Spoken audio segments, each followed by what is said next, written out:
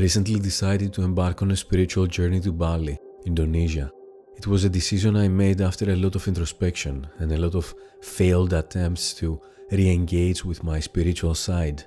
You see, our ability to create meaning within the modern landscape we have created is something almost absurd. We just consume to fill the void that is constantly generated by a meaningless life.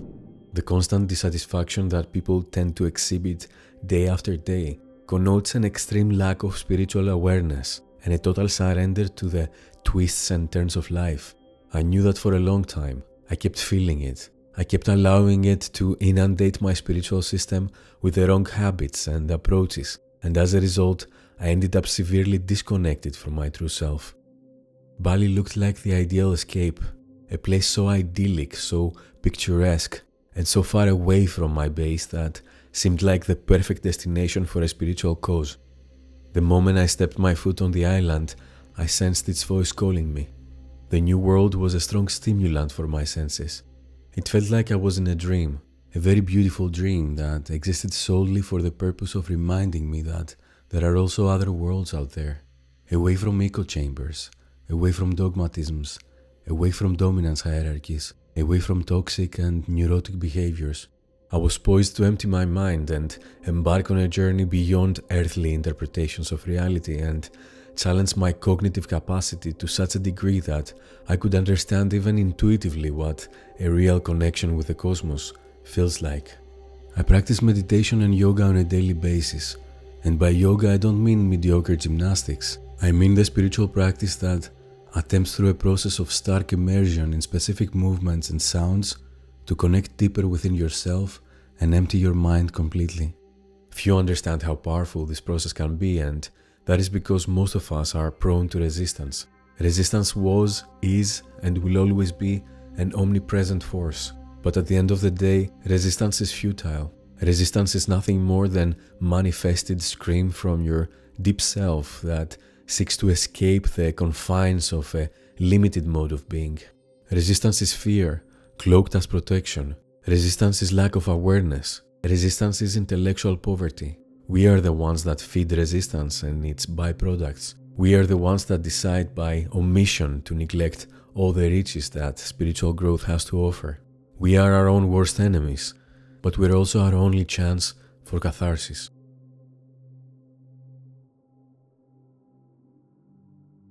During my stay in Bali, I attended various yoga, movement, and mindfulness workshops. In one of the movement workshops, we had to connect with our partner in a way that allowed us to resonate mentally and spatially. By exchanging roles between leading and following, we had to come up with ways to engage in a simple yet powerful dancing sequence that was predicated on intuition. The exercise itself was quite challenging, since most of us were not very accustomed to such an intense interplay. Our ability to control our bodies and our movements while staying engaged with the other person, who is usually a stranger, is something arcane and intimidating. Nonetheless, when the initial discomfort vanishes, the connection and the movement allows both parties to experience the magical feeling that is freedom of expression. It is a tribal feeling, deeply embedded in the core of our being. After finishing the workshop, I came face to face with a profound idea. The healing process of the individual, especially when this healing commences with the support of another person, can eventually orchestrate the healing of the world. The world doesn't need more saviors. It needs more healers.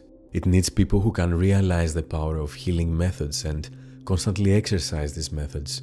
The Homo sapiens race is nothing more than the conglomeration of atomic expressions coming together and attempting to construe the cosmos in a courageous way.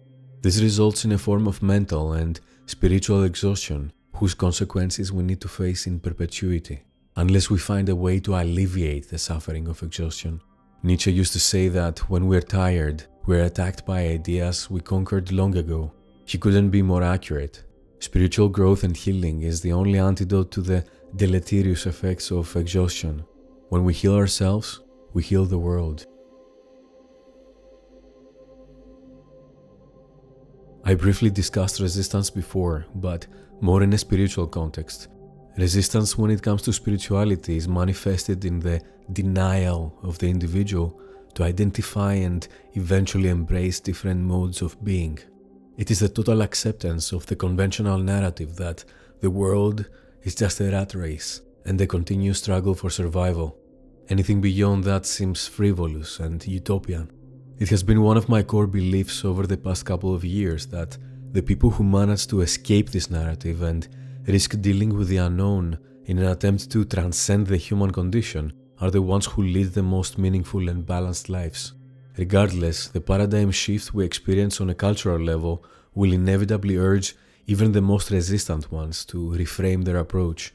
Moreover, resistance is also manifested in the way one deals with the darkest aspects of our psyche.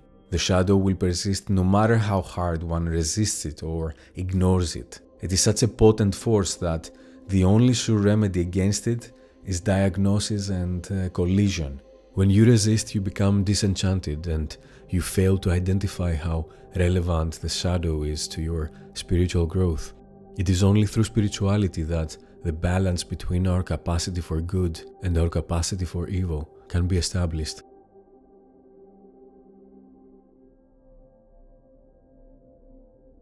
When I was younger, around the age of 27, I had a girlfriend.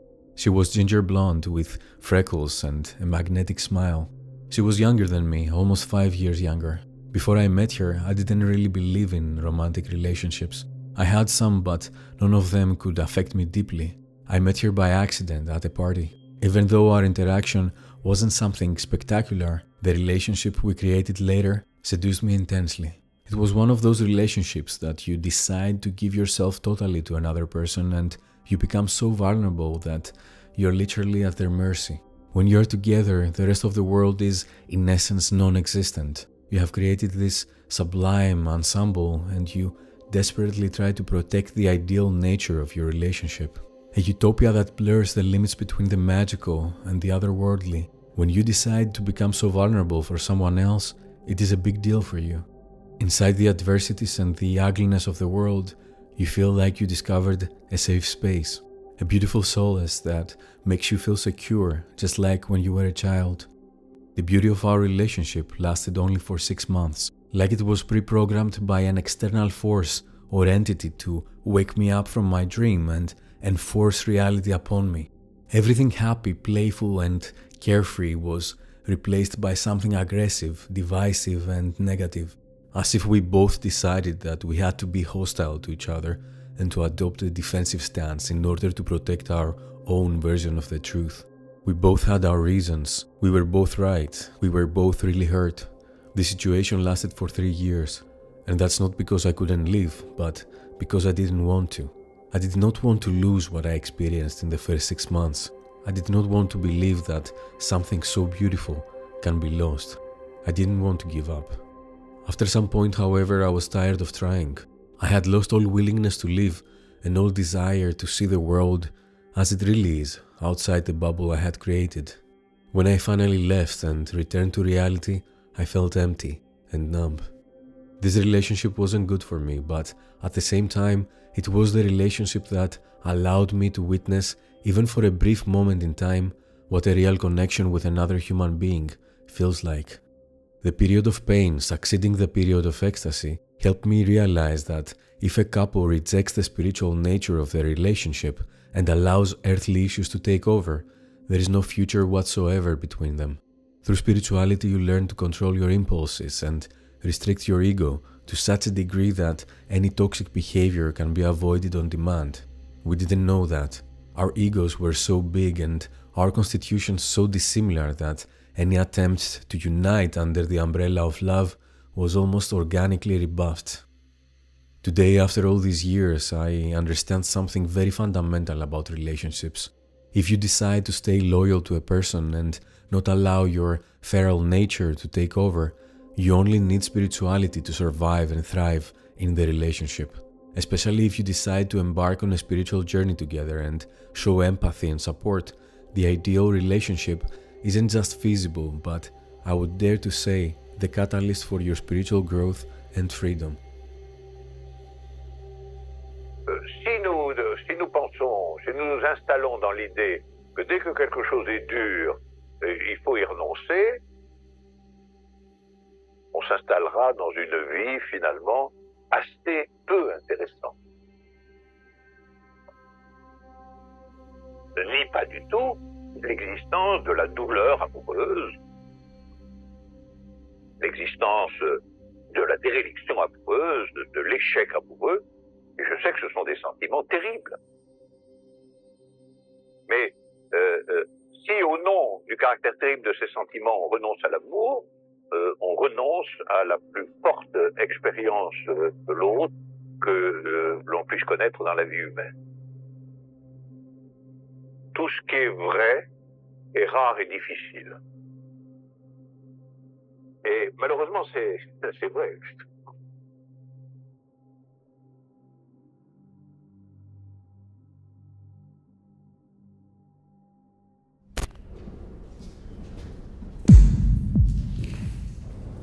Man, I see in Fight Club the strongest and smartest men who've ever lived.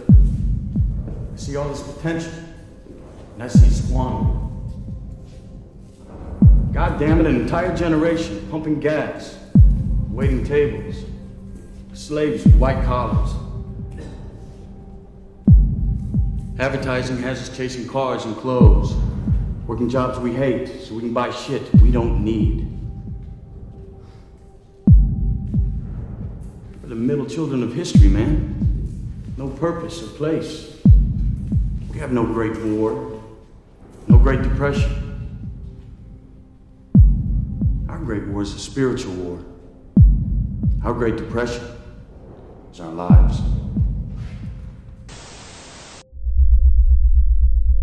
This is a quote from Fight Club. A movie so prophetic that I get concerned every time I watch it. Concerned because I don't know if a movie can predict future events, or if the movie itself can become the catalyst for the emergence of those events. Modern societies seem unable to offer the level of meaning demanded by our complicated nature. We seek and we find, and we seek again, and we find again. In the end, we rarely discover answers that can truly satisfy our curiosity. The next question is bigger than the last one, and the lack of proper explanations creates an intellectual and spiritual void.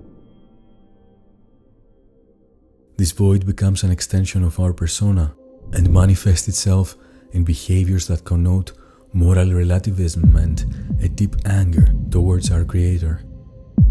The more dissatisfaction we experience, the more the void grows bigger. It grows bigger until it transforms into a merciless pit that will swallow us all.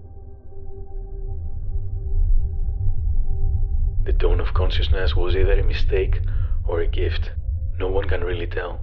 It was a gift because we are now able to be in absolute control of our world. It was a mistake because we have no idea why we do what we do.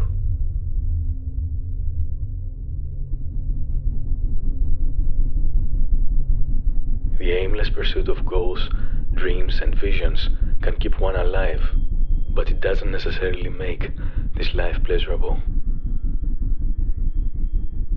At the end of the day, every self-aware person realizes that our war is spiritual and that our depression is our lives.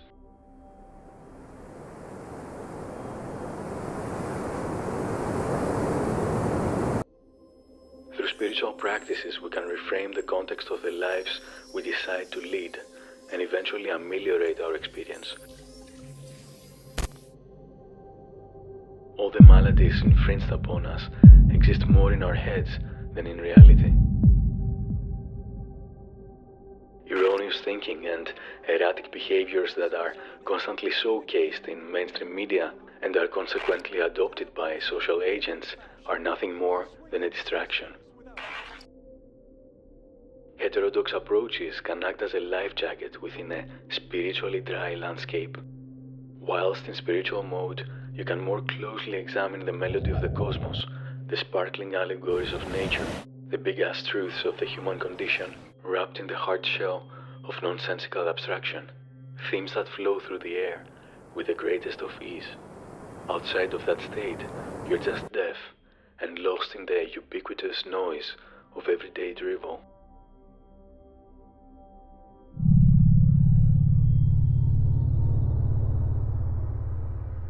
When you succeed in silencing the noise and allowing the signal to pass through, the cosmos can reveal all its secrets, all the nuances of every element that might seem insignificant throughout the conventional narrative seizes its insignificance and it morphs into pure cosmic energy. You close your eyes and you just listen and feel. The darkness starts to take shape and weird patterns slowly emerge. What you experience doesn't make sense. Your capacity to understand is based solely on intuition. This is how you connect with the unknown. The chaotic nature of the cosmos seems so seductive and inviting that you can't resist. It is this state that you have been seeking for so long. Its essence sounds like poetry to your callow ears. You lack knowledge, but your intuition seems enough. You try to understand. Where are you? What's your purpose? What is this? To which the cosmos replies, it is you. It is a response so simple yet so profound that it has completely painted over the canvas of your mental imagery. You are the anthropomorphic manifestation of the cosmos expressing itself in a poetic way.